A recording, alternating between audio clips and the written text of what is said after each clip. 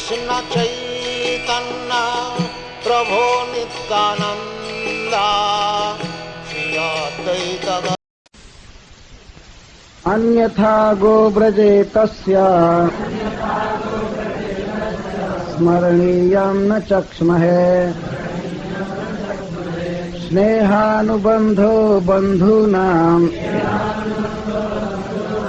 मुनेरपि सुदुस्त्यजः।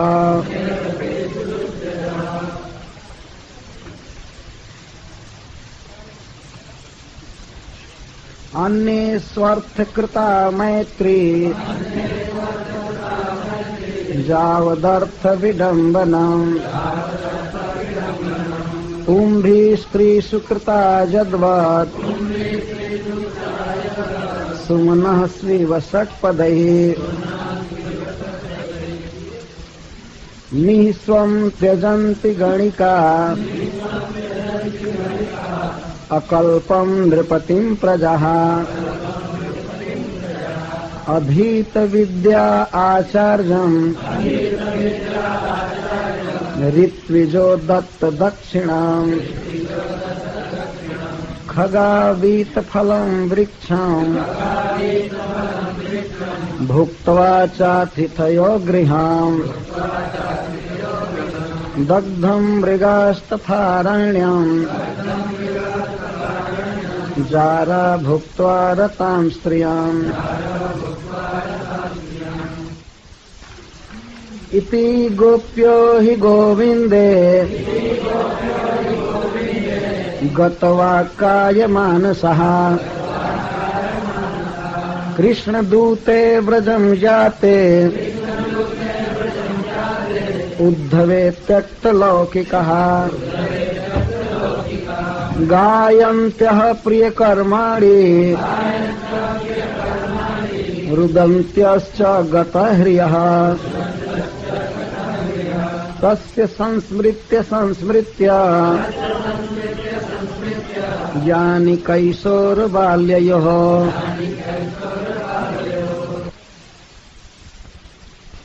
जन उद्धव जी से कहती हैं कि निश्चित है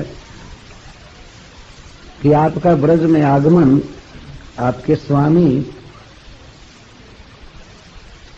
मथुरानाथ के द्वारा हुआ है, मतलब आप उनके द्वारा भेजे गए हैं और आपको वे अपने माता पिता के पास भेजे हैं उनका प्रिय करने के लिए, हम लोगों का प्रिय करने के लिए नहीं, क्योंकि हमें उनके स्मरण के योग्य नहीं है। तो इस पर एक प्रश्न होता है कि ठीक है आप लोग उनके स्मरण के योग्य नहीं हैं, तो नंद महाराज और यशोदा कैसे स्मरण के योग्य हैं? तो इसी का उत्तर देते हुए कहती हैं कि बंधु नाम स्नेहानुबंध मुने अपि सुदुस्त्यज।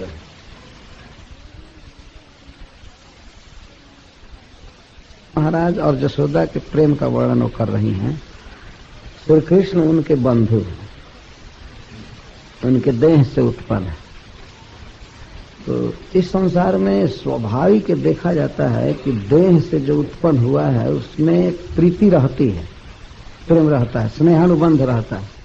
इसी की बात छोड़ दीजिए, पशु पक्षी तक में देह के संबंधी में स्नेह पास रहता है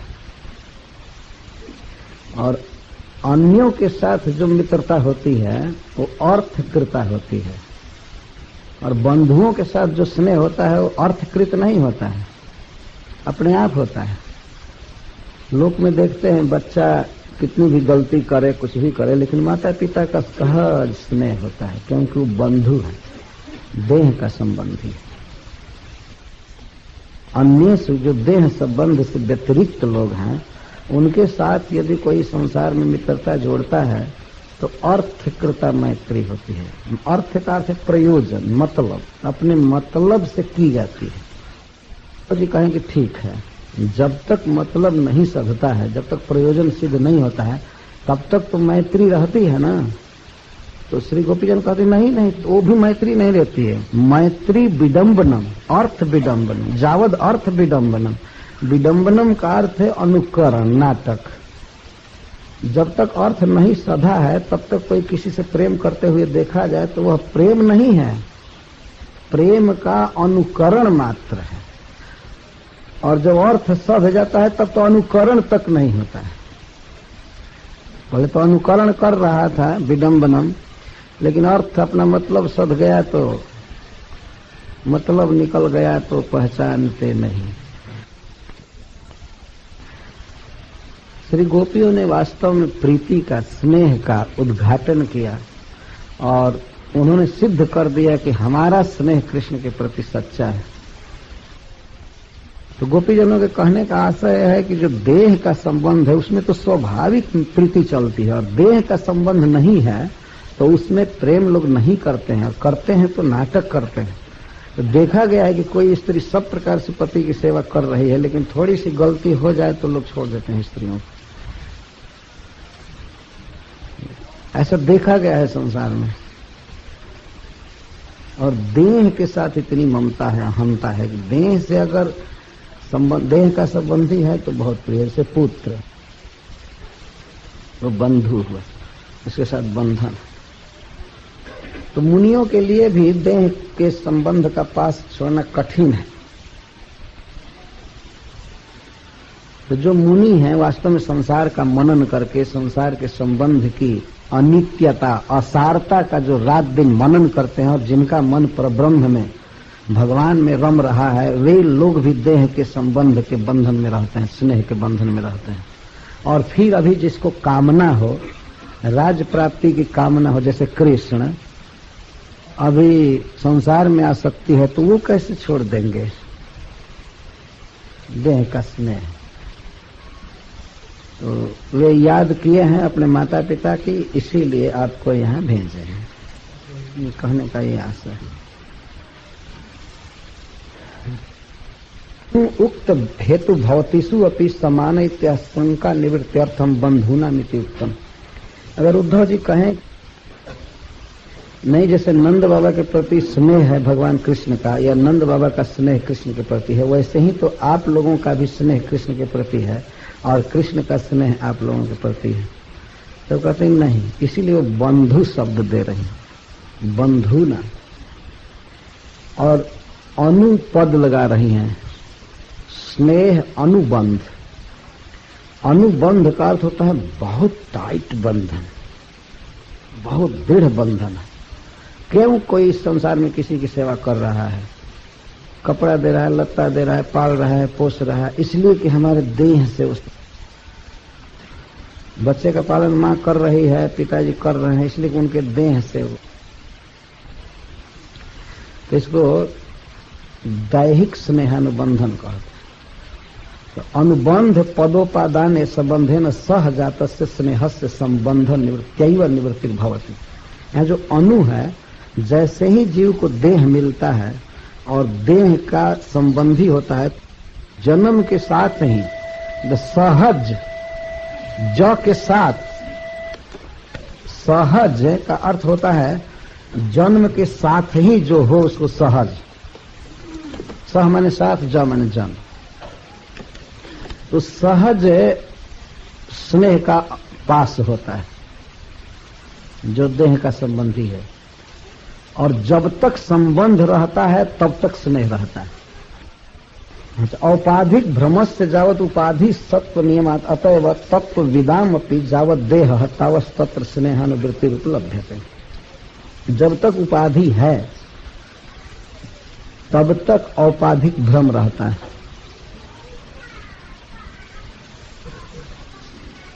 उपाधि जब तक है तब तक औपाधिक भ्रम रहता है।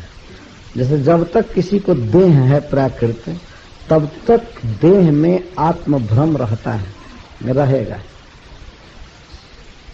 तो इस कारण से यह सिद्ध हुआ कि जब तक देह है, भले वो तत्वदर्शी हो जाए, परम विद्वान हो जाए, लेकिन जावत देह, जब तक देह है, तावत तत्र स्नेहानुवृत्ति उपलब्ध्यते, तब तक देखा गया है कि देह में स्नेह रहता है और देह के संबंधी में स्नेह बना रहता है। ये दुष्परिहर है। यही तो माया है वास्तव में। संसार में अपने देह के संबंधियों से लोग प्रेम कर रहे हैं, लेकिन आत्मा का जो नित्य संबंधी है, भगवान हैं उनके साथ कोई प्रेम नहीं कर रहा है। इन गोपी जनों का जो प्रेम है वो आत्मा का प्रेम परमात्मा के साथ है, भगवान के साथ। देह चला जाए, परिवार चला जाए और उपाधियां चली जाएंगी, लेकिन कृष्ण के साथ जो संबंध हो गया वो नहीं टूटता है। कहैया सुनैया तजो बाप और भैया तजो, मैया तजो दैया पर कन्हैया नहीं तजो। सब छूट जाए लेकिन कृष्ण नहीं छूटेंगे, क्योंकि आत्मा के संबंधी हैं और बाकी सब देह के हैं।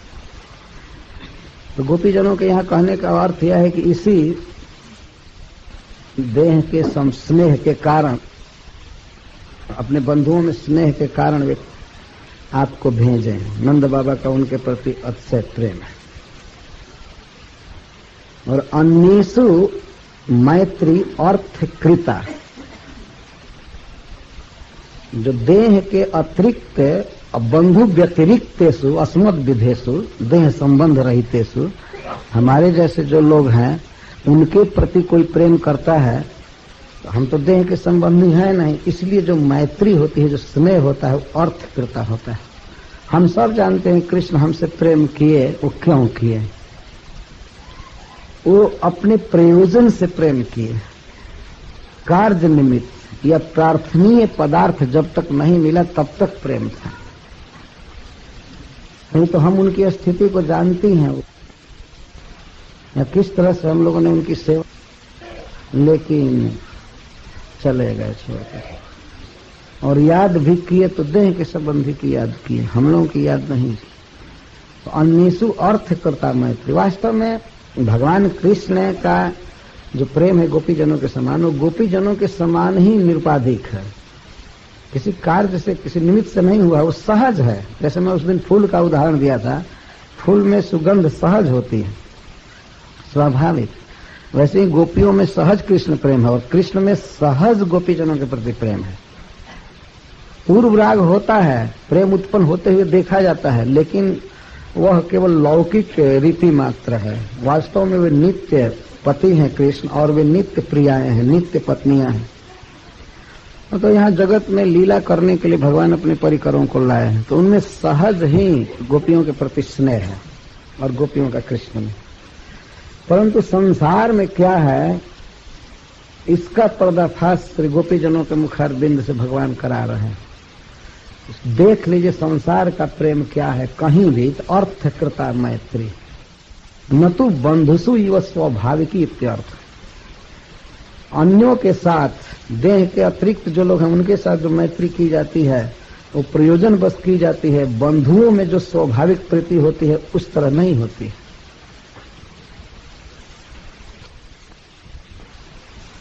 स्वप्रयोजन प्रयुक्ता, प्रयोजन निबद्धा, प्रयोजनोपाधिका, इसका अर्थकृता का कई अर्थ। और वह अभी कब तक टिकती है? अवध अर्थ। दूसरों के साथ प्रेम किया जाता है संसार में, जब तक अर्थ की प्राप्ति नहीं हुई है, जब तक होगी तब तक एक नाटक चलता हुआ प्रेम नहीं रहता है, कपट पूर्वक हृदय में भाव रहता है। जैसे सुमनः सु षड्पद ही वा, जैसे पुष्पों के प्रति भंवरों की मैत्री। वास्तव में पूछा जाए क्या पुष्पों से भंवरों की मैत्री होती है? कमल के पुष्प में जब वो खिला रहता है तो भंवरे जाकर के बैठ जाते हैं और लगता है कितना प्रेम कर रहे हैं। सूर्य के अस्त हो जाने के बाद पुष्प बंद हो जाता है, तो उसी में रहते हैं। उसमें रहते हैं कमल को सुख देने के लिए नहीं, उसके गंध से आकृष्ट होकर के उसका पराग चूसते हैं। और जब पराग बीत जाता है तब उड़ जाते हैं और चिंता नहीं करते। तो कोई दूसरा व्यक्ति समझ जाएगा कि भंवरा में और कमल में कितना प्रेम है, बेचारा अपना परिवार छोड़ करके और कमल के साथ रह रहा है। कमल के साथ नहीं रह रहा है, कमल का पराग चूस रहा है, यह सुगंध में आविष्ट है। जिस दिन कमल मुरझा जाएगा उसके पास वो फिर आ नहीं सकता, झांकेगा नहीं। प्रयोजनावसान पर्यंतम अनुकरण मात्रम जस्या सा मैत्री, अनुकरण मात्र न तो तात्विकी। श्रील श्रीधर स्वामी जी कहते हैं वो तात्विकी प्रीति नहीं होती है, वो विडंबनम अनुकरण मात्र प्रीति होती है, न तो तात्विकी, यथार्था नहीं होती है। साथ जावत अर्थ विडंबनम, जब तक जावंत ते अर्था है तावत देव तस्या मैत्रेया अनुकरण मात्रम, वो भी जब तक अर्थ की प्राप्ति नहीं होती तभी तक मैत्री का अनुकरण किया जाता है। अर्थे सिद्धे पश्चात नैव अनुवर्तते इति भाव, अर्थ सिद्ध हो जाने पर मैत्री का अनुकरण भी नहीं रह जाता है। मैत्री कहां से रहेगी, मैत्री तो शुरू से ही नहीं। तो अस्मासु कृष्ण स्नेह कदापि न अस्थित, हम लोगों में कृष्ण का प्रेम कभी नहीं था। वो जब थे तो कपट करके केवल ड्रामा कर रहे थे, नाटक कर रहे थे, हम लोगों से कभी प्रेम नहीं किए हैं। इतना दुख हो रहा है हृदय में वियोग के कारण कि आज करेंगे कपट था, वो सब झूठ था। इस तरह से भाव हो रहा है। और चूंकि अपने पर यह बीता है, इसलिए स्त्रियों के प्रति पुरुषों के द्वारा जैसे की गई मैत्री, अब आवेश में दोषारोपण चूंकि कृष्ण पर करना है तो ऐसे कर, स्त्रीषु तुम भी, स्त्रियों में पुरुषों के द्वारा जिस प्रकार मैत्री की जाती है, भंवरों के द्वारा पुष्पों में जो मैत्री की जाती है अनुकरण मात्र, अथवा पुरुषों के द्वारा जो स्त्रियों में की जाती है, स्त्रियों के प्रति प्रेम किया जाता है पुरुषों के द्वारा, वो सब कपट। और क्या स्त्रियों के द्वारा पुरुषों में जो प्रेम किया जाता है वो सब ठीक है, लेकिन हाँ ठीक है, कुछ मतलब नहीं। इसलिए कि यदि स्त्री का प्रेम पुरुष में धर्म के अनुसार हो तो वो अस्थिर रहता है, ये देखा गया है संसार में। लेकिन पुरुषों का जो प्रेम है स्त्रियों में वो अस्थिर नहीं रहता है। कितनी स्त्रियां इतिहास में पति के लिए सती हो गई, लेकिन पति कोई भी सत्ता नहीं हुआ है कि नहीं, आज तक यह इतिहास है। देखा गया ना, स्थिर प्रेम स्त्री का अपने पति के प्रति निभ जाता है, 50 वर्ष तक वो सेवा करती रहती है। और देखा गया है धर्म के अनुसार, यहाँ श्रीपाद सनातन गोस्वामी कहते हैं यदि वह धर्म पूर्वक हो, वर्ण और आश्रम के धर्म होते हैं, गृहस्थ के धर्म होते हैं, उसका निर्वाह स्त्री कर रही है, पत्नी कर रही है, तो वह संबंध है स्थिर देखा जाता है। लेकिन पुरुष का पतिव्रता स्त्री के प्रति भी प्रेम स्थिर नहीं देखा गया है। एक पुरुष कई विवाह कर लेता है, लेकिन एक स्त्री कई विवाह नहीं कर सकती, कई पति नहीं कर सकती। ये बिल्कुल वैज्ञानिक चीज है, स्वाभाविक है, पर फिर भी जहाँ स्नेह और प्रेम के तत्व का निरूपण किया जा रहा है तो उसमें तो देखा जाएगा कि पुरुषों का स्त्रियों के प्रति प्रेम नहीं होता है, जो है भी वो नाटक। तो इसी तरह से कृष्ण का जो प्रेम हम लोगों के प्रति था वह एक अभिनय था, अनुकरण था, वास्तव में प्रेम नहीं था। ध्वज सूरदास जी ने एक पद गाया है इस पर, करी दिन ही गरे छुरी, प्रेम करके कृष्ण ने गर्दन पर छुरी चला दिया। कट गई थी पूरी गर्दन, थोड़ी सी बची हुई। प्रीति करी दिन ही गरे छुरी, जैसे बहेलिया पक्षी को फंसा करके लाता है और बाद में उसकी गर्दन को काट देता है। उसकी गर्दन काटने में आसान होता है, पतली गर्दन होती है पक्षी। तो प्रीति वो कही जाएगी, चारा डाल करके फंसा करके और फिर छुरी चला दे गर्दन पर। तो प्रीति कर दिन ही गरे छुरी, जैसे बधिक चुगाए कपट कन, जैसे कोई बहेलिया कपट का दाना चुगा करके पाछे करत बुरी, पीछे बहुत बुरी हालत करता है। तो ठीक है, आप ऐसा कह रही हैं, तो श्री कृष्ण क्या बहेलिया का काम कर रहे हैं? तो श्री कृष्ण तो बहेलिया है, बधिक है। मुरली मधुर कर कांपी, मुरली जो मधु है वही है लाशा। लाशा में जैसे वो पक्षी सट जाता है, फंस जाता है, ऐसे कोई भी व्यक्ति जो मुरली सुनता था वो फंस जाता था। और खास करके मनुष्य को भी जब वह कहीं फंस जाता है कि किसी के पेच में पड़ जाता है तो कहते हैं ना, कौन चिड़िया फंसी आदमी को भी चिड़िया ही कहते हैं, चिड़िया फंसाना है। तो श्री गोपीचंद भी ऐसे ही कह रहे हैं। तो वो बधिक है, मुरली जो है वो लासा है, और उसका जो हाथ है सुंदर सुंदर हाथ, वो कांपी है। कांपी कहते हैं यहाँ पर बांस की तीली। मोर चंद्र टटवारी, टटवारी कहते हैं कहीं बहेलिया छिपा रहता है, छिप कर मोर पंख जो है यही इसके छिपने की जगह। मोर चंद्र टटवारी बंक बिलोकनी लूक लागी बस सकी न तन ही संहारी। और जो उसकी तिरछी चितवन है कृष्ण की बंक बिलोकनी, वो है सुलूक। लुक मन दागना। तो बंक चितवन से दाग दिया और अब इसके बाद बस रही न तन ही संहारी। अब तो छटपटाने लगा शरीर। जिस पक्षी को दाग दिया जाएगा या सूल खोप दिया जाएगा वो कैसे ठीक से रह सकता है। तलफत छाड़ी चले मधुबन को फिर कै लई न सार। तड़प गई, हम लोग छटपटा रही थी लेकिन छोड़कर मधुबन चले गए। तलफत छाड़ी चले मधुबन को फिर कै लई न सार।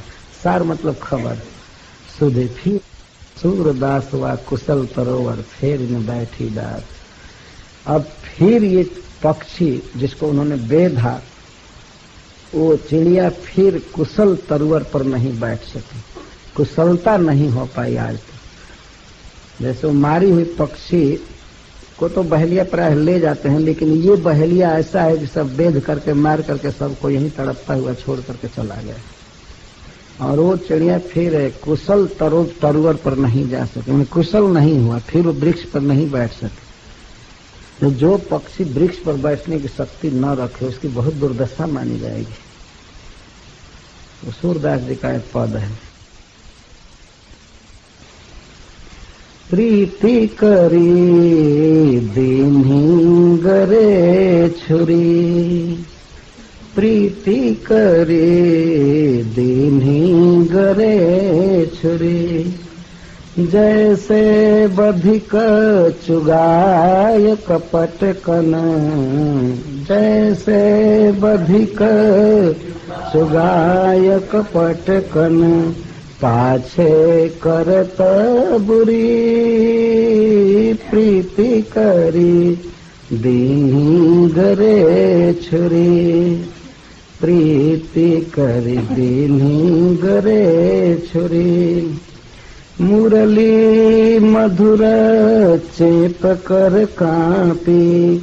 मोर चंद टटवारी। बंक बिलोकनी लोक लागी बस सकीन तनही संहारी। तलफत छाड़ी चले मधुबन को। तलफत छाड़ी चले मधुबन को। फिर कैलईन सार। सूरदास वा कुशल तरोवर। सूरदास वा कुशल तरोवर। फेरिन बैठी डार। प्रीति कर दीन्ही गरे छुरी। प्रीति कर दीन्ही गरे छुरी। निस्वम त्यजंती गणिका, ये पहला उदाहरण है।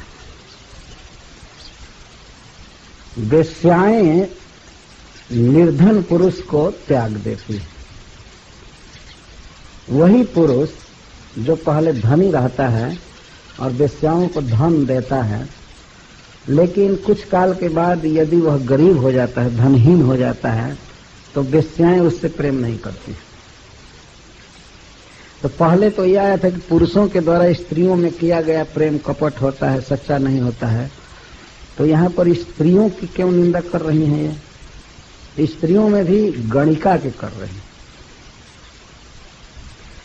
और श्रीपाद सनातन गोस्वामी पाद जी कहते हैं, जब इन लोगों ने कहा कि स्त्रियों के प्रति पुरुषों के द्वारा किया गया प्रेम तात्विक नहीं होता, यथार्थ नहीं होता, तो शायद गोपियों को ऐसा लगा कि ये कहेंगे कि स्त्रियों का पक्ष कर रहे हैं। इसीलिए स्त्री का भी प्रेम पुरुष से सच्चा नहीं होता, इसको कह रहे हैं। तो निःस्वम त्यजंती गणिका, गणिका वेश्या को कहते हैं। और गणिका का अर्थ होता है जो गिने। वेश्या के पास कई पुरुष आते हैं तो इसलिए ये आएगा, वो नहीं आया तो ये आएगा, वो नहीं आया तो ये आएगा, गिनती रहती है, इसलिए गणिका का। तो गणिकाओं का जो संबंध है पुरुष के साथ, वो अपने स्वार्थ के, धन के लिए।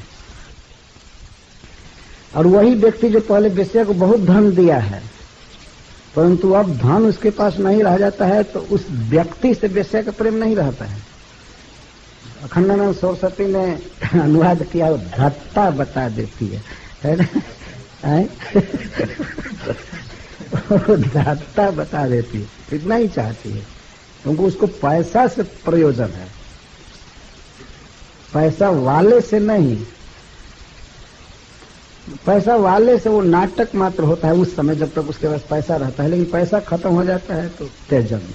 ये त्यजंती सब जगह लगेगा। गणिका निःस्वम त्यजंती, प्रजा अकल्पम निरपतिम त्यजंती।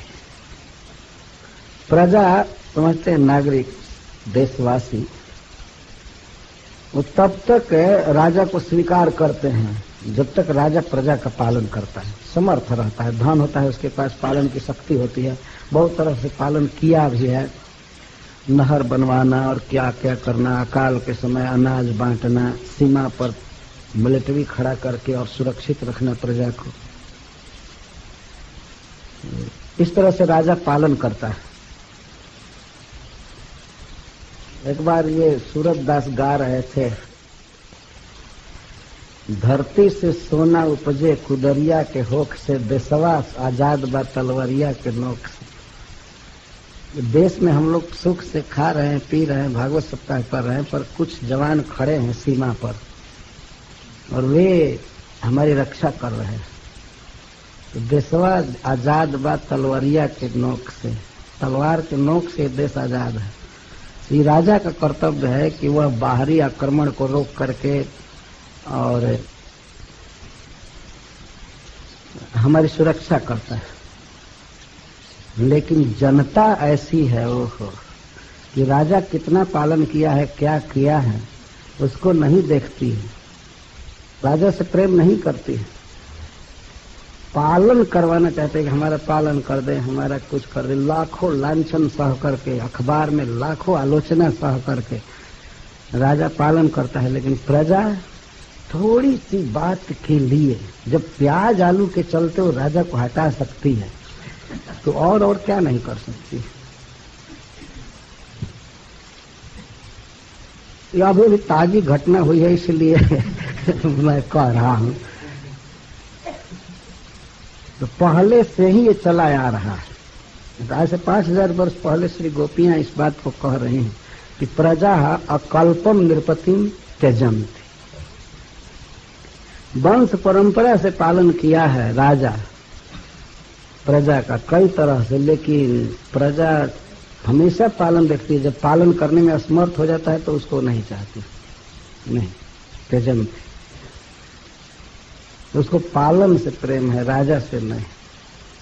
ये संसार का स्वार्थमय प्रेम तो आप लोग देख रहे हैं नहीं। प्रेम क्या, स्वार्थमय व्यवहार कहिए, प्रेम थोड़े। अच्छा, अधीत विद्या आचार्यम। अधीत विद्या, विद्या जीवन में समस्त पुरुषार्थ देती है। इस संसार में मनुष्य के लिए अगर सबसे महत्वपूर्ण कोई धन है तो वो है विद्या। तो जो गुरु विद्या दिया, लोक परलोक में काम आने वाले इतना बड़ा रत्न दिया, पढ़ाया लिखाया बड़ा किया, लेकिन जब पूरी हो गई पढ़ाई, अधीत विद्या, विद्या जब अधीत मतलब प्राप्त हो गई, तो आचार्यम त्यजन्ति, विद्यार्थी नहीं विशेष। तो विद्यार्थी लोग आचार्य को छोड़ देते। तो पूछते भी नहीं है कि इस समय उनको हार्ट अटैक हो गया है, क्या हो गया है, कैसा हो गया है, बुढ़ापे में कैसा दुख भोग रहे हैं, कुछ नहीं। अपना नौकरी कर रहे हैं, पढ़ रहे हैं, चल रहे हैं, कथा बाँच रहे हैं, कमा रहे हैं, और जिससे विद्या पढ़े हैं उसकी खोज खबर नहीं लेते, छोड़ देते। तो उनको विद्या से मतलब है, आचार्य से नहीं। तब तक पढ़ रहे थे तब तक तो हो कहते थे गुरुजी हम आपको छोड़कर कहीं जा ही नहीं सकते। लगता तो बहुत प्रेम है, बहुत प्रेम है, जिसे खुश होकर के वो पढ़ा दे हमें, और पढ़ा दिए बस जाओ। कोई प्रेम नहीं रहा। कौन कितना दिया है उसके अनुसार करना चाहिए ना। आचार्य सबसे महत्वपूर्ण वस्तु देता है शिष्य को, सबसे महत्वपूर्ण। कोई किसी को घर बना करके दे दे, कपड़ा दे दे, और कुछ दे दे, मोटर गाड़ी दे दे, लेकिन वह दान किसी काम का नहीं है। जिसने विद्या दान किया है वही सबसे बड़ा उपकारी है वास्तव। लेकिन अधीत विद्या, जब विद्या प्राप्त हो गई तो आचार्य जमते जमते आचार्य का त्याग कर देते। यह जनरल बात है, इसीलिए बहुवचन का प्रयोग कर रही है। मतलब 99% यही हिसाब है। छोड़ने वाले बहुवचन में चल रहे। एक व्यक्ति ने हजारों का उपकार किया है, आचार्यम एक वचन में है, और अधीत विद्या लेने वाले बहुत हैं, यह बहुवचन का प्रयोग किया है। बहुत उपकार किया, सब किया, लेकिन कौन देखता है, कौन इस समय सोचता है कि हमको इस गुरु जी ने पढ़ाया था, हमको संस्कृत पढ़ाया था, हमको भागवत पढ़ाया था, हमको ये दिया था, कोई सोचता है? नहीं, सब छोड़ दिए। तो जिस समय वो मैत्री किए थे, पढ़ रहे थे, वह तात्विकी मैत्री नहीं थी, वो मैत्री का नाटक था, विडंबनम था। बस अर्थ कृता, अर्थ सध गया, बस चल रहा भोग। और ऋत्विजो दत्त दक्षिणम। अच्छा ठीक है, यह कहा जाए कि भाई वो विद्यार्थी हैं, वो गलती कर सकते हैं, नहीं समझ सकते हैं, वो प्रेम करना नहीं जानते हैं, लेकिन यह ऋत्विज की बात कर रहे हैं जो दुनिया को शिक्षा देने वाले हैं, यज्ञ कराते हैं, पढ़ाते हैं, ऋत्विज लोग, बड़े बड़े ब्राह्मण, पढ़े लिखे, विद्वान, पंडित। लेकिन जजमान जब उनको दक्षिणा दे देता है, दत्त दक्षिणम जजमानम, दक्षिणा उनको मिल गई, तो इसके बाद अब जजमान मरा कि उसके घर में आग लगाए, कभी सुध ही नहीं लेते हैं। वो केवल दक्षिणा से मतलब होता है पंडितों को। जब पंडितों की, विद्वान शास्त्रज्ञों की ये हालत है, तो उनका प्रेम भी किसी के प्रति नहीं। एक कृष्ण जैसे क्या प्रेम करेगा? विचार करने की बात है। बाह्य दृष्टि से वो कह रही है, लेकिन भगवान का प्रेम तो उनके प्रति नित्य है, सत्य है। ऋत्विजो दत्त दक्षिण, ये तो हम लोगों ने देखा है कई बार। ऋत्विज लोग आए, जग योग कराए, सब किए, और घर में रहते भी है, प्रसाद भी लेते हैं, लगता है कि इस परिवार के साथ नित्य जुड़ गए। लेकिन दक्षिणा मिल गई, चले गए, और 10 बरस तक एक बार फोन भी नहीं किए कि कैसे हैं, क्या है। और नए नए जजमान की खोज में रहते हैं जहां दक्षिणा मिले। अथवा दत्त दक्षिणम का अर्थ है कि बेचारे की जितनी शक्ति थी जजमान की, एक बार दे दिया, और अब शक्ति नहीं है तो उसके पास नहीं जाते हैं। अब नया धनी जजमान कौन है उसको फंसाते हैं। तो फंसाना और पैसा लेना ये प्रेम है? बताइए। और जाएंगे उसके बच्चे से, कहेंगे बेटा कैसे हो, ठीक है, आराम से रहना है, ये करना वो करना, वाह रे मैत्री विडंबना। और पैसा जजमान लोग देते हैं, नहीं नहीं नहीं, कोई जरूरत नहीं है, पैसा नहीं चाहिए। मन में इच्छा होती है कि और अधिक दे। कि बाहरी व्यवहार जो होता है वो होता है कि ओह कितना प्रेम है। गोपीजनों को सब पता है संसार का, तो उनका जो प्रेम है भगवान के साथ वो निरुपाधिक है, किसी कारण से नहीं है, है तो है। इन संसार में इस तरह की बात है। तो यहाँ पर श्रीपाद सनातन गोस्वामी जी लिखते हैं कि जो पढ़े लिखे पंडितों के विद्वानों की ये दशा है, तो अन्य की क्या होगी कि स्वार्थ से मैत्री का नाटक करते हैं।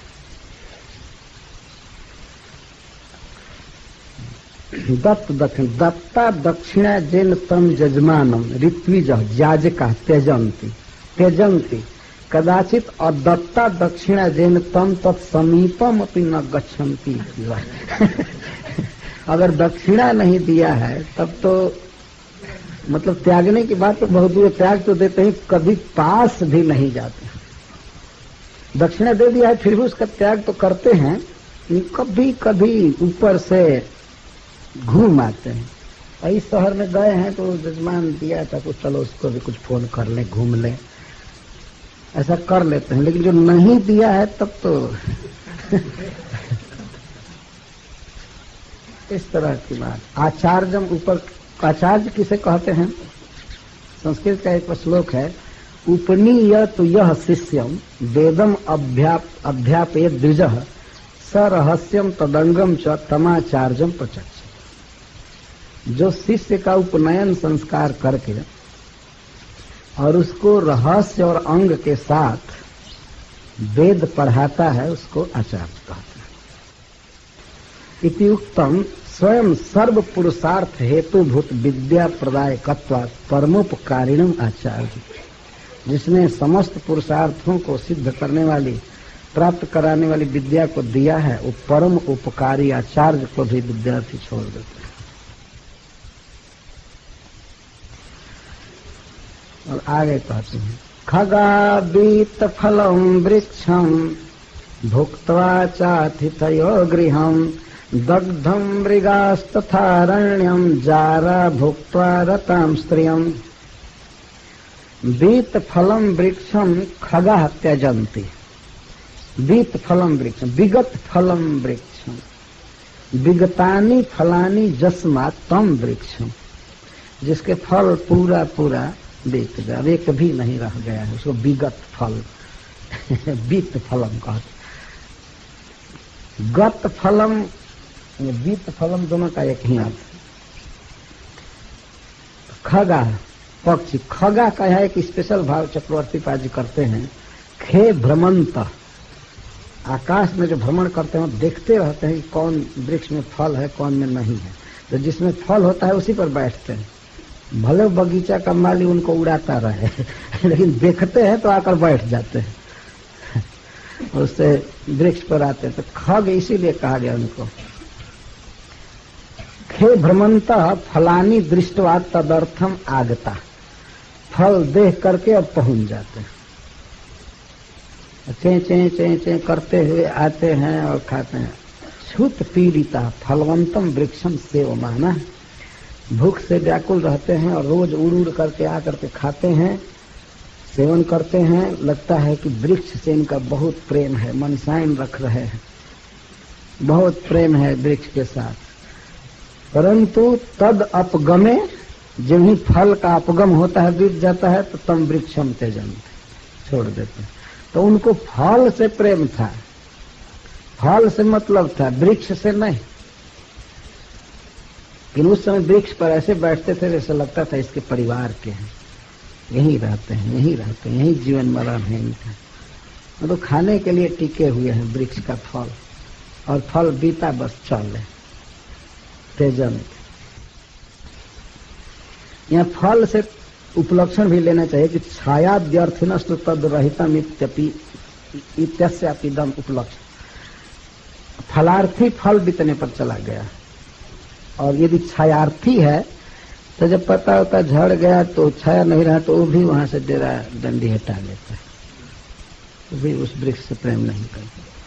और जब जरूरत होती है छाया में रहने की तो कोई आता है तो कहता है दत्वन भी मत तोड़ो, इसमें मत करो। लगता है कि जैसे उसका बहुत बड़ा प्रेम है, और प्रेम है तो उसमें जब छाया न रहे तब भी रहो, रक्षा करो। लेकिन नहीं, वो छाया और फल से जब तक मतलब है तब तक है, नहीं तो इसके बाद नहीं। अतिथय और अतिथिगत, दो प्रकार के अतिथि हो, इनको अभ्यागत भी कहते हैं, अतिथि भी कहते तो कुछ लोग निमंत्रण से आते हैं और कुछ लोग भूख से व्याकुल होकर किसी गृहस्थ के घर पर आ जाते हैं।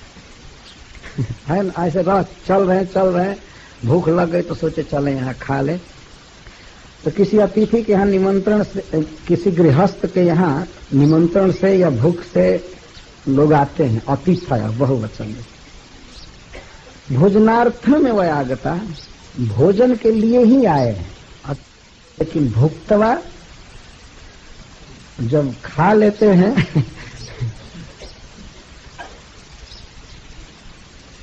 यहाँ अतिथय का अर्थ है जो देह के संबंधी नहीं है, ब्राह्मण आदि जो ऐसे संबंधी नहीं है, ऐसे आ गए।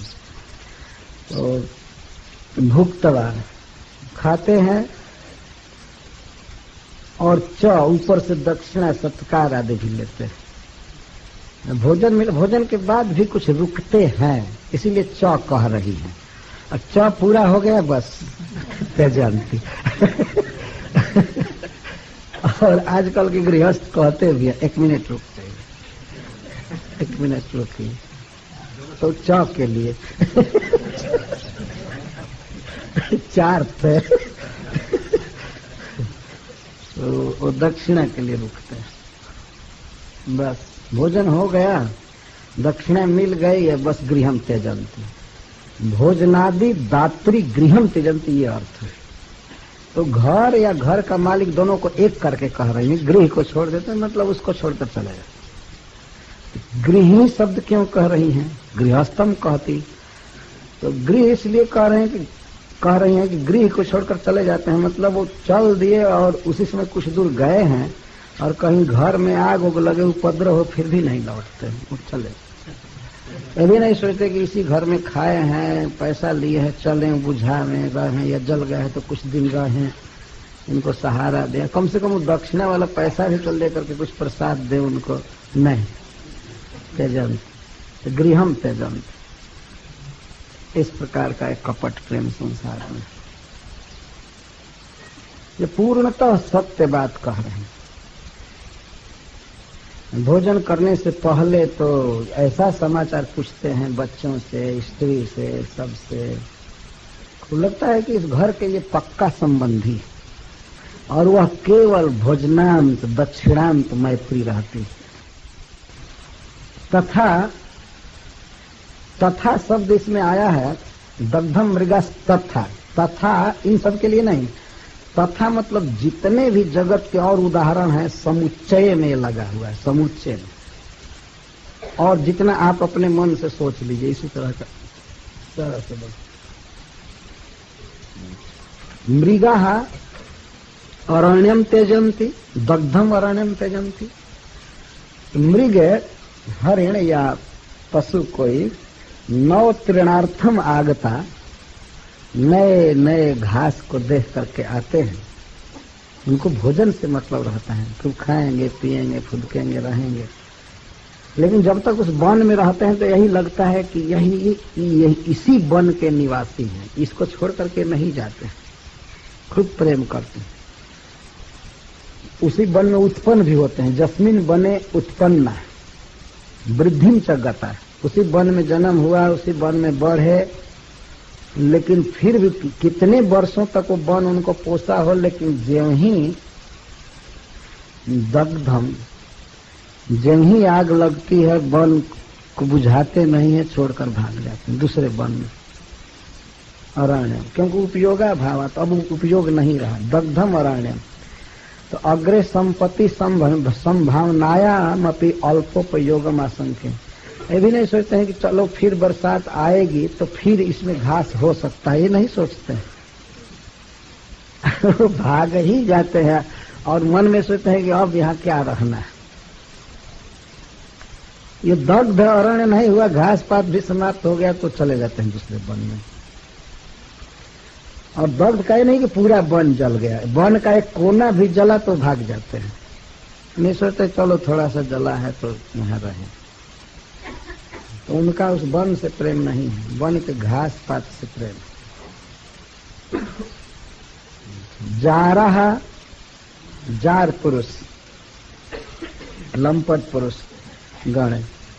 रताम स्त्रियम भुक्त्वा त्यजम। गोविंदे गतवाक्काय मानसः कृष्ण दूते व्रजम जाते उद्धवे त्यक्त लौकिकः गायन्त्यः प्रियकर्माणि रुदन्त्यश्च गतह्रियः तस्य संस्मृत्य संस्मृत्य यानि कैशोर बाल्ययोः।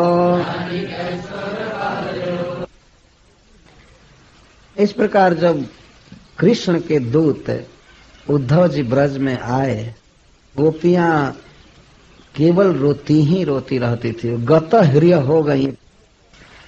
उद्धव जी के जाने पर उनकी लज्जा बिल्कुल चली गई। इतना विरह का उन्माद और बढ़ा, कृष्ण की इतनी याद और बढ़ गई कि वे क्या बोल रही हैं, क्या कह रही हैं, कैसे क्या कर रही हैं, इसका कोई ध्यान नहीं रह गया।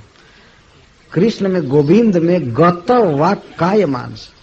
वैसे तो पहले से ही गोविंदा पर हृतात्मानो, पहले से ही कृष्ण में उनका मन था, लेकिन उद्धव जी के ब्रज में जाने पर जो दशा गोपियों की हुई वो विलक्षण हुई और समय से। कृष्ण दूते ब्रजम उद्धवे ब्रजम जाते, कृष्ण दूते समागमात जासाम एवं भूता दशा जाता तासाम प्रिय समागम संभाविता दशा तो वाचा मप्य गोचर सूता। जब प्रिय का दूत आया है तब तो गोपियों की यह दशा हो गई। सुखदेव गोस्वामी का यह भाव है, कृष्ण दूत के आने पर जब यह दशा हो गई तो प्रिय जिस दिन ब्रज में आएंगे उस दिन क्या दशा होगी। इनकी वाणी का और मन का और शरीर का आवेश कितना अधिक कृष्ण में होगा। दूत के आने पर तो ये दशा हो रही है कि वो त्यक्त लौकिका, वो लोक धरातल से बिल्कुल ऊपर थे, लोक इसको नहीं समझ सकता। तो इस तरह से उद्धव जी के सामने प्रकट हो रही हैं। पूर्व में गोकुलेंद्र श्लेषण सर्वेंद्रिय व्यापके, गोविंद का अर्थ है गोकुलेंद्र अथवा सर्वेंद्रिय व्यापक। गोविंद जो समस्त इंद्रियों में छा गए। गतो वाक्काय मानसा, गतानी वागादिनी जासामता, उनके वचन, शरीर और मानस सब गोविंद में चले गए थे। गत गोविंदे गत, वे वाणी से केवल गोविंद का वर्णन कर रही थी, शरीर से ऐसी चेष्टा कर रही हैं कि उनकी सेवा कर रही हैं, उनके साथ नाच रही हैं, उनको खिला रही हैं, झूला झूला रही हैं। शरीर की ऐसी दशा हो रही थी। शरीर प्रकट में ऐसा था, लगता था कि कृष्ण की सेवा कर रही हैं या कृष्ण बन गई हैं। कृष्ण जैसे बांसुरी बजाते हैं तो वैसे वे बजाने लगती थी। उद्धव जी ने देखा कि गोपियों का जो शरीर है कृष्ण की सेवा में लगा हुआ है, ऐसा भाव हो रहा है, और कृष्ण बन गई हैं, कृष्ण लीला कर रही।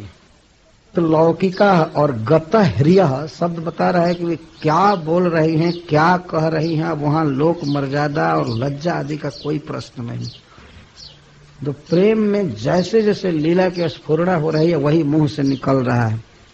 और सुखदेव गोस्वामी कहते हैं गतो वाक्काय मानसा, जब मन, शरीर और वचन केवल गोविंद में प्रविष्ट हो गया है तो जो कुछ भी वो बोल रही हैं अब स्वरूप शक्ति के दबाव में बोल रही हैं, ह्लादनी शक्ति के, वो स्वतंत्र नहीं रह गई। अतः यह कहा जाए कि अरे उद्धव के सामने इस तरह से नहीं बोलना चाहिए, तो ये कहना ही गलत।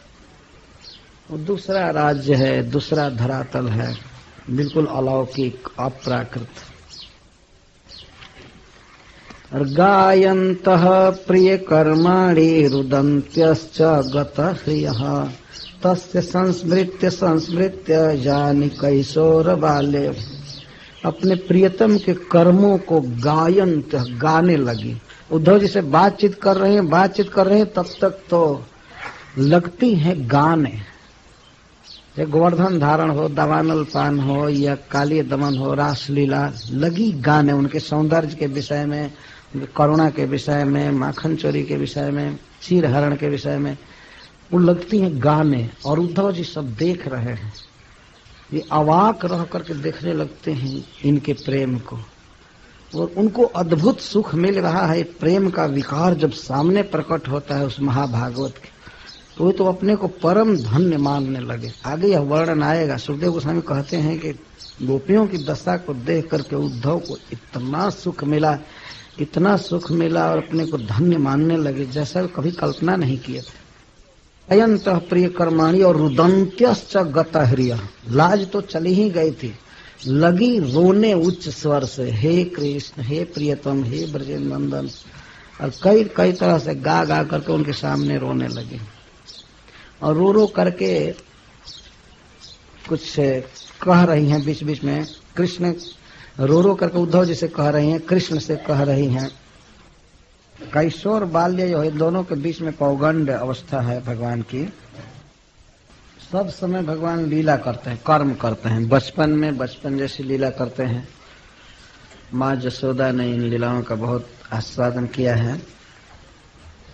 और किशोर अवस्था की लीलाओं को गोप सखा और गोपियां, और पौगंड अवस्था की लीला को बच्चों ने वर्णन किया है। 5 वर्ष की अवस्था को बाल्य अवस्था कहते हैं, और 6 से 10 को पौगंड, और 11 से 15 को किशोर अवस्था को। प्रिय कर्माणी, प्रिय कर्माणी का है अर्थ है प्रियस्य कृष्णस्य कर्माणी, अथवा प्रिय कर्माणी रास विहार आदि। गोपियों को रास विहार आदि बहुत प्रिय कर्म था भगवान का। तो प्रियतम की तो कोई भी लीला उन्हें प्रिय लग रही है, इसीलिए स्मरण आ रहा है और गा रही। नेत्रों की ये दशा हो रही है, बरस रहे हैं रात दिन, लेकिन विरह की ज्वाला आग तनिक भी बुझ नहीं रही। श्री बिहारी जी ने लिखा है अपने ग्रंथ में, हे प्रियतम, आपके विरह से नेत्रों में वर्षा की झड़ी लगी है, लेकिन फिर भी विरह की आग बुझ नहीं रही। लाल तिहारे विरह की अग्नि अनूप अपार, सरसय बरसय नीरहूं मिटय न झरहूं झार। मिटय न झरहूं झार, झरहूं का अर्थ है झड़ी से, वर्षा की झड़ी से भी झार मतलब ज्वाला बुझ नहीं रही। और आश्चर्य है कि भीतर कलेजा में आग लगी है और आंख से पानी निकल रहा है।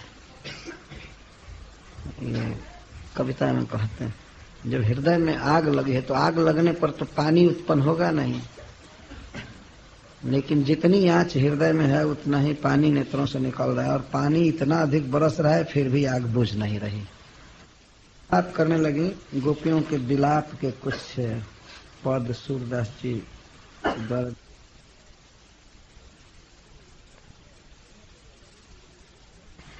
फिरी ब्रज बसहु गोकुल नाथ, फिरी ब्रज बसहु गोकुल नाथ, फिरी ब्रज बसहु गोकुल नाथ। हे गोकुल के नाथ रक्षक, फिर से ब्रज में आ जाइए, फिर यहीं रहिए। आपको जो कुछ भी दुख हो रहा था ब्रज में रहते समय, अब कुछ भी नहीं हो पाएगा। आप आ जाइए, आ जाइए। गोकुलनाथ का अर्थ है गायों के रक्षक, और गोकुल का अर्थ इंद्रिय कुल भी होता है। हमारी आंखें अनाथ हो गई हैं, हमारे कान अनाथ हो गए हैं आपकी बोली सुने बिना, हमारी इंद्रियां अनाथ हो गई। तो आप गोकुलनाथ हैं, गायों के और इंद्रियों को सुख देने वाले हैं। हे गोकुलनाथ, फिर ही ब्रज बसहूं, फिर आकर के ब्रज में रहिए किसी तरह से। फिर ही ब्रज बसहूं गोकुल नाथ, फिर ही ब्रज बसहूं गोकुल नाथ, फिर ही ब्रज बसहूं गोकुल नाथ। अब जब आएंगे यहाँ रहने लगेंगे तो हम लोग ने जो गलती किया है अब नहीं करेंगे। बहुरिन तुम ही जगाय पठवऊं, बहुरिन तुम ही जगाय पठवो गोधनन के साथ फिरी ब्रज बसहु गोकुलनाथ फिरी ब्रज बसहु गोकुलनाथ। ये रो रही हैं, गा रही हैं तो कहें अब हम आपको भोर में नहीं जगाएंगे। माँ जसोदा से कह देंगे कि माँ इनको मत जगाओ और आपको गायों के साथ अब वन में हम लोग नहीं भेजेंगे। आप सो नहीं पाते थे, इसी से आप वहां चले गए। ये बच्चे जो ब्रज के हैं ये आधी रात को ही आकर के पुकारने लगते थे, कन्हैया कन्हैया चलो चलो चलो चलो, क्योंकि कृष्ण को देखे बिना वो रह ही नहीं सकते थे। सच्चिदानंद घन परमानंद भगवान के साथ जो बच्चे खेलते थे वो तो 2-3 घंटा रात में बिलग रह जाए वही बहुत काफी था उनके लिए। तो आधी रात को ही आकर के माँ जसोदा के दरवाजे पर कहते थे भोर हो गया भेजो भेजो कन्हैया को। और कृष्ण उनके प्रेम में पड़ करके चलने लगते थे। तो आज वो तो भगवान को आनंद आ रहा था इन लीलाओं से, लेकिन गोपियां ऐसा अनुभव कर रही हैं कि उनको सोने को नहीं मिला, इसी दुख से शायद ब्रज में नहीं आ रहे। तो इसलिए वे कहती हैं कि बहुरी न तुम ही जगाए पठवाओ गोधनन के साथ। अब हम आपको जगा करके असमय में जगा करके गौओं के पास पीछे पीछे हम लोग नहीं भेजेंगे। आप केवल रहिए, बहुत आराम से रहिए यहाँ पर ब्रज। बर जौन माखन खात कबहू दई हो देन लुटाए। आप माखन जितना खाने की इच्छा करे खाइए, अब हम नहीं बरजेंगे। उद्धव जी जा करके उनको बता दीजिएगा कि हम लोग कई बार माखन खाने से रोक लेती थी, नहीं खाने देती थी, तो बरजो न माखन खात कबहू।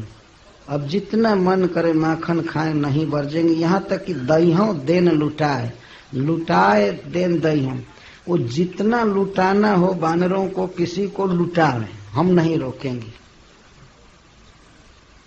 ये सब लीलाएं याद आ रही हैं कि वे माखन खाते थे, बानरों को लुटाते थे, और हम लोग जाकर के डांटती तुम्हारे बाप का है, दादा का है, लुटा रहे हो। तुम अपने घर में जो कुछ करना है करो, हमारे घर का क्यों माखन बर्बाद कर रहे हो। तो श्री कृष्ण यही सुनने के लिए भी जाते थे, करते थे। लेकिन श्री गोपी जन आज इसको बहुत बड़ा अपराध मान करके कहते हैं कि हम नहीं रोकेंगे कभी भी। बरजौन माखन खात कबहू दईहों देन लुटाए। बरजौन माखन खात कबहू दईहों देन लुटाए।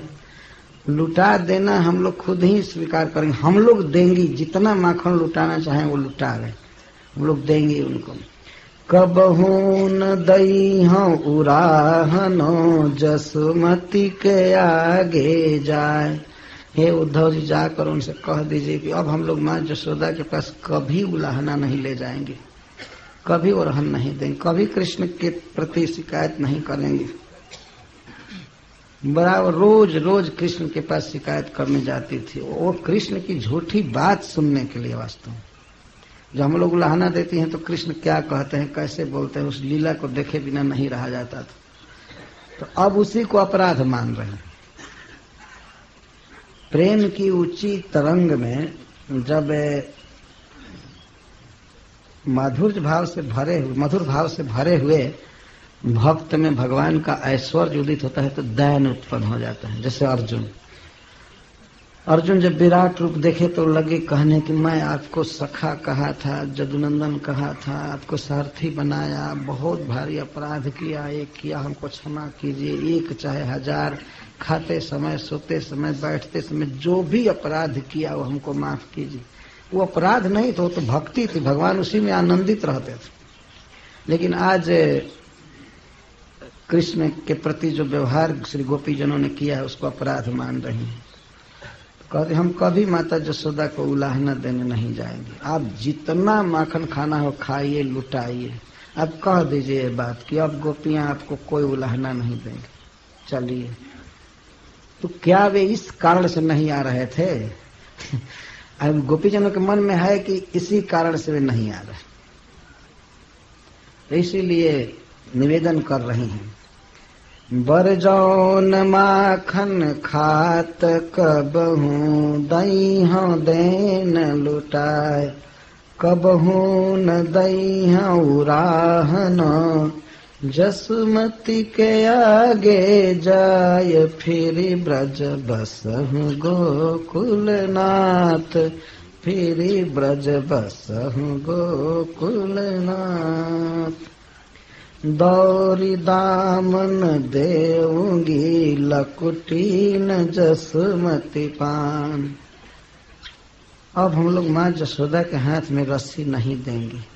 जब रस्सी घट रही थी 2 अंगुल, तो माँ जसोदा दौड़ दौड़ करके मांग रही थी गोपियों से, तो गोपियों ने दिया था रस्सी दिया था अपने घर से। तो शायद हमारे प्रियतम को ये याद होगा कि इन लोगों ने भी रस्सी दिया था बांधने के लिए मुझे। तो अब कह रहे हैं कि हम फिर अब रस्सी नहीं देंगी माँ जसोदा को, और छड़ी नहीं देंगी उनके हाथ में। दौरी दामन देऊंगी, लकुटीन जसमती पान। माँ जसोदा ने कहा था बांधते समय, किसी के यहाँ जाती नहीं थी, कहती थी जाओ दौड़ कर रस्सी लाओ। रस्सी जब घट जाती थी तो गोपियों को इशारा करती थी, वो तो रानी थी ब्रज की, कहती दौड़ो अमुक नाम रख करके, दौड़ो लाओ रस्सी। वो क्या करे, वो तो रानी कह रही है तो, और अपराध किए भी हैं, तो इसलिए दौड़ करके रस्सी लाती। आज वह अपराध में गिन रही हैं उस कर्म को। दौरी दामन देहूंगी, दाम का अर्थ है रस्सी। दौरी दामन देऊंगी, लकुटीन जसमती पान। और न तो माँ जसोदा के हाथ में छड़ी देंगी। कहते कल कभी छड़ी भी दिया था कि छड़ी दिखाएगी तो ये क्या कहते हैं। तो हम अब माँ जसोदा के हाथ में छड़ी नहीं देंगी, दौड़ करके रस्सी नहीं देंगी। चोरी न देवु उघारी, फिरी अवगुण न कही हाँ आन। और उद्धव जी बता दीजिएगा प्रियतम से कि आप वो चाहे जो भी चोरी करना हो करें, अब हम लोग उनकी चोरी को बाहर नहीं कहेंगे। जसोदा के सामने तो कहना ही नहीं है, किसी के साथ किसी के पास हम लोग उनकी चोरी नहीं कहें। अवगुण न कहीं हो आन, उनका कोई चोरी ही नहीं, कोई भी अवगुण हम लोग किसी से नहीं कहेंगे। हम लोगों ने उनको चोर चोर कह करके हल्ला किया, शायद इसी बदनामी से नहीं आ रहे हैं। किसी की बेइज्जती कहीं की जाए, वो आदमी वहां उस स्थान पर जाएगा, और वो भी साधारण खाने की चीज को लेकर के चोर चोर चारों तरफ से। तो अपने आप प्रेम के कारण दैन में ऐसा सोच रहे हैं कि कृष्ण इन्हीं सब कारणों से ब्रज में नहीं आ रहे हैं। तो दौरी दामन देऊंगी, लकुटीन जसुमती पान। पान में हाथ, जसुमती के हाथ में अब हम लोग छड़ी नहीं देंगी, रस्सी नहीं देंगी, चाहे कुछ भी करें।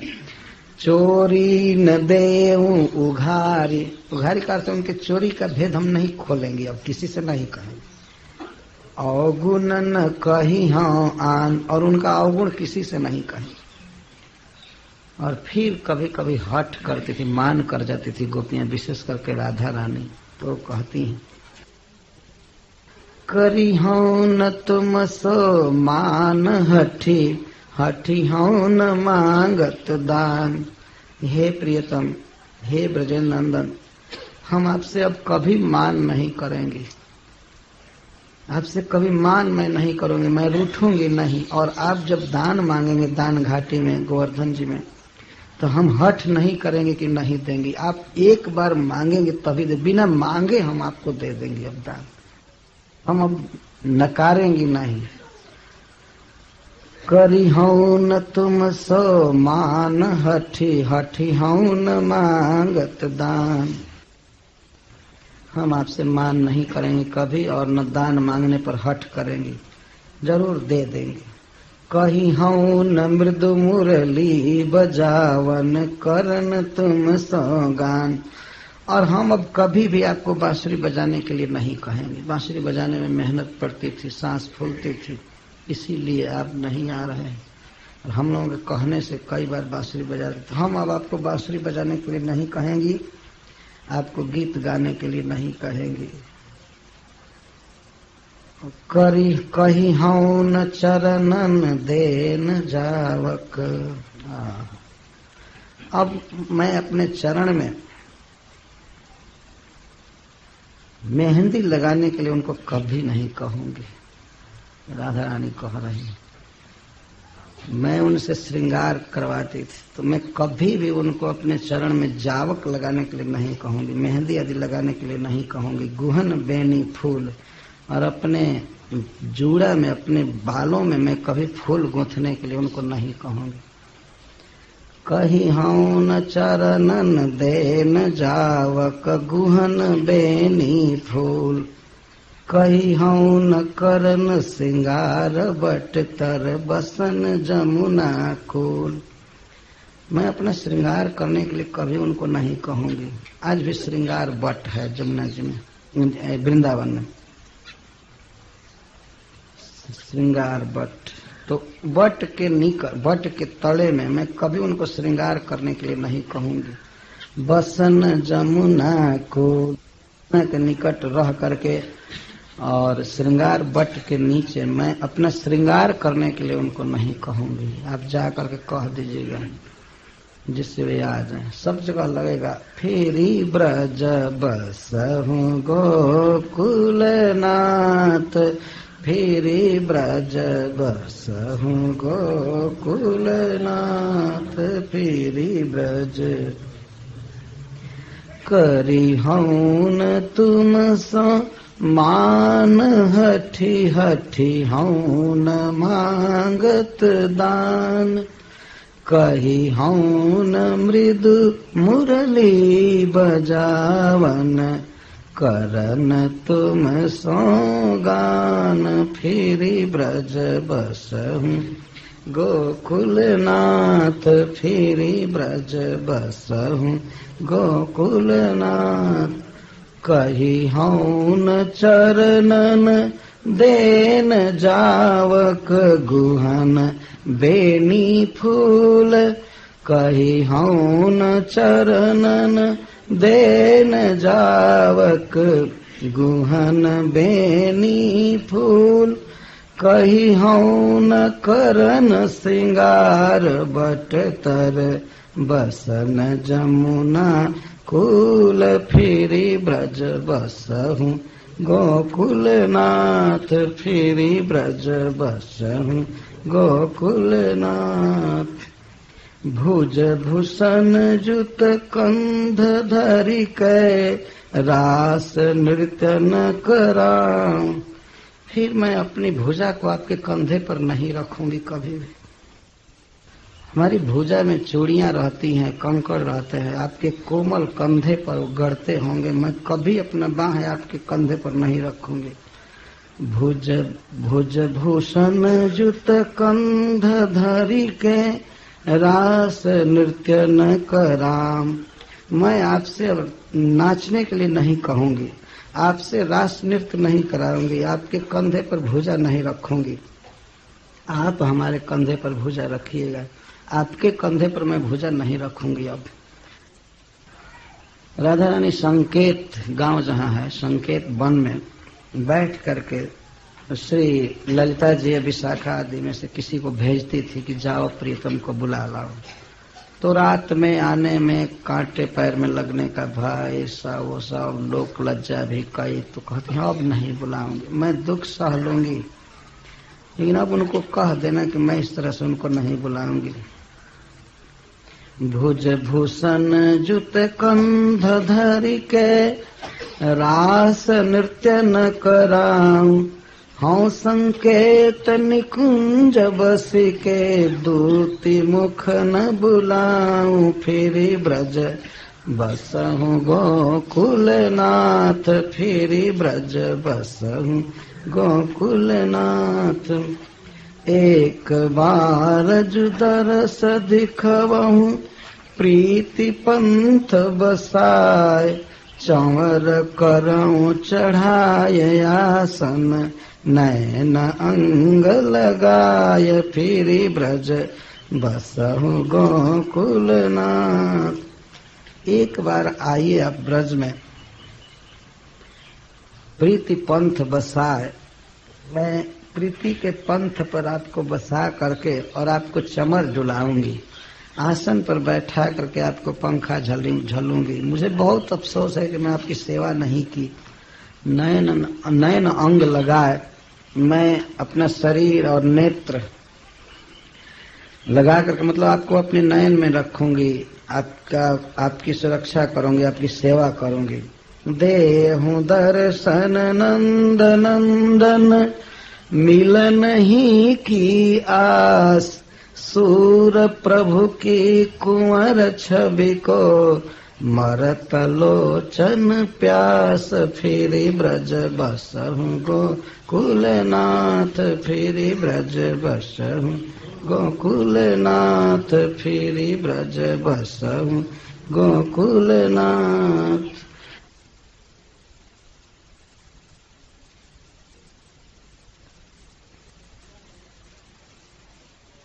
वृंदावन इस समय बहुत दुखदाई हो गया है कृष्ण के विरह में। जो भी है उल्टा लग रहा है। कोयल की बोली काल जैसी लग रही है, चंद्रमा जहर उगल रहा है, और शीतल मंद समीर बिल्कुल विष की माने सांप के सांस की तरह लग रहा है। तो कोई कोई कहते हैं उद्धव जा करके कह दो कि वे यहाँ न आवे, इस समय यहाँ न आवे, इस समय यहाँ विकराल दशा हो गई है। जब तक ब्रज की दशा नहीं सुधर जाती है प्रियतम यहाँ न आवे, उनको बहुत दुख होगा।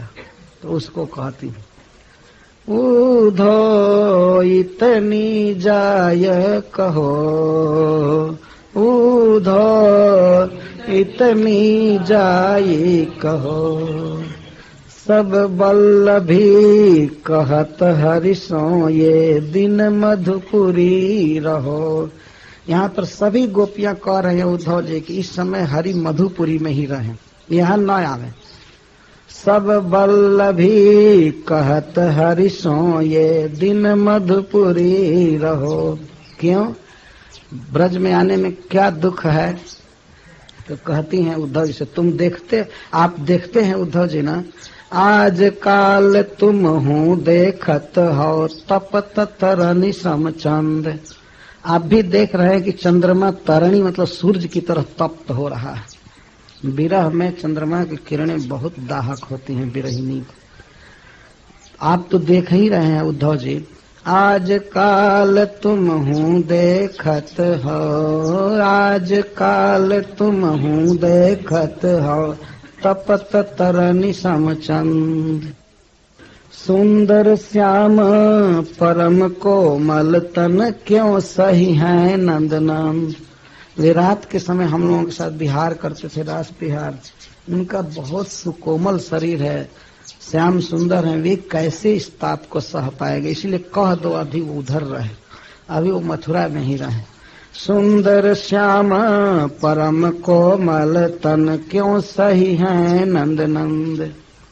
नंद महाराज के लाडले परम सुकोमल शरीर वाले हैं, कैसे इस ताप को सह पाएंगे? दिन भर तो घाम लगता ही है, रात के समय चंद्रमा भी दूसरे सूरज का काम कर रहा है। इसलिए कह देना यहाँ न आवे। मधुर मोर पिक परुष बचन यति बन उपवन चढ़ी बोलत। जब वे ब्रज में थे हम लोगों के साथ, तो उस समय यहाँ के मोर और कोयल भौरे आदि बहुत सुंदर बोलते थे, उनकी बोली बहुत सुंदर लगती थी। लेकिन आज ये लोग बहुत कठोर बोल रहे हैं, इनकी बोली बहुत दुखद लग रही है। मधुर मोर पिक परुष बचन यति बन उपवन चढ़ी बोलत। और जो गौएं हैं ब्रज की और बैल हैं, जो पशु हैं जिनको उन्होंने चराया, उस समय तो गाय बैल जैसे लग रहे थे, लेकिन अब सिंह और बाघ की तरह ही लग रहे हैं गली में घूमते हुए। सिंह ब्रिकन सम गाय बच्छ ब्रज बीथिन बीथिन डोलत। और वो भी घूम रहे हैं गांव में, वन में चरने नहीं जा रहे हैं। सिंह की तरह बाघ की तरह भयानक लग रहे हैं। मतलब इनको देख करके इतना दुख होता है कि एक दिन इनको कृष्ण चराते थे, सुखी थे, और आज ऐसे हैं।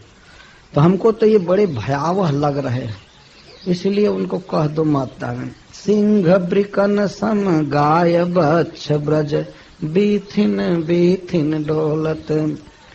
आसन असन बसन विषय ही समभूषण भवन पहाड़। आसन असन, कहीं सज्जा जो है इस समय पलंग आदि और भोजन और कपड़ा ये सब विष जैसे लग रहे हैं। तो प्रियतम यहाँ आएंगे तो कहाँ बैठेंगे? सब तो जहर जैसा लग रहा है, विष जैसा भयानक लग रहा है। क्या खाएंगे? तो आसन बसन, आसन असन बसन विष अहि समभूषण भवन पहाड़।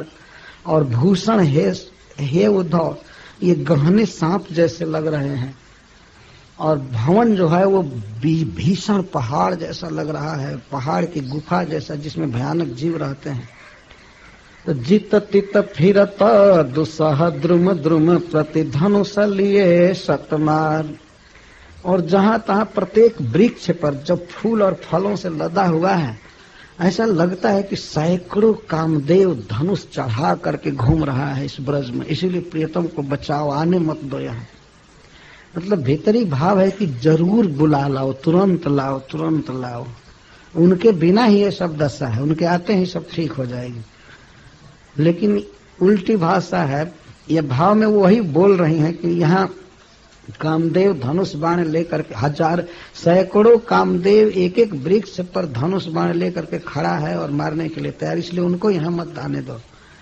तुम तो परम साधु कोमल मन जानत हो सबरीत। हे उद्धव जी, आप तो परम साधु हैं, आप सुकुमार मन वाले हैं, कोमल मन वाले हैं, सब रीति जानते हैं। इसलिए सूर श्याम को क्यों बोले ब्रज बिन टारे यह ईत भीत जन प्रजा दुखारे। यह दुर्दशा, यह बुरा समय बिना बिताए कृष्ण को क्यों यहाँ बुलाया जाए? कोई जरूरत नहीं। ये सब समय बीत जाएगा, अच्छा दिन आएगा तब उनको कह दीजिएगा मथुरा से आने के लिए। सूर श्याम को क्यों बोले ब्रज बिन टारे यह ईत।